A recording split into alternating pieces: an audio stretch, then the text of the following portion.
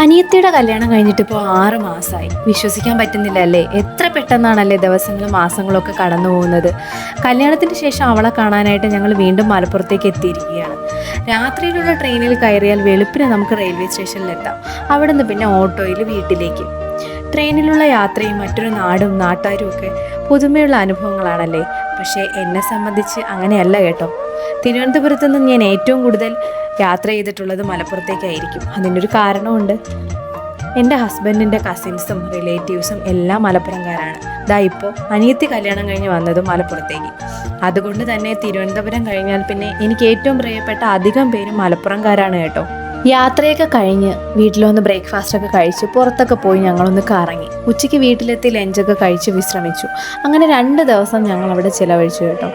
എൻ്റെ മനസ്സിനും എൻ്റെ ശരീരത്തിനും യാത്ര അനിവാര്യമായിരുന്ന ഒരു സമയത്താണ് എനിക്ക് മലപ്പുറത്തേക്ക് യാത്ര ചെയ്യേണ്ടി വന്നത്.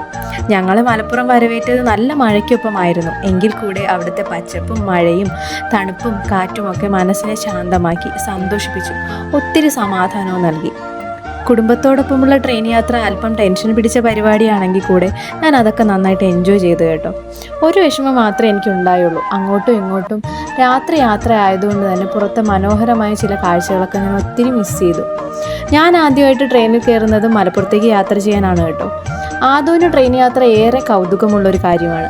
ഞാൻ എൻ്റെ 23ാമത്തെ വയസ്സിലാണ് ആദ്യം ട്രെയിനിൽ കയറുന്നതെങ്കിൽ ആദു അവൻ്റെ 1ാം വയസ്സ് മുതൽ ട്രെയിൻ യാത്ര എക്സ്പീരിയൻസ് ചെയ്യാൻ തുടങ്ങി.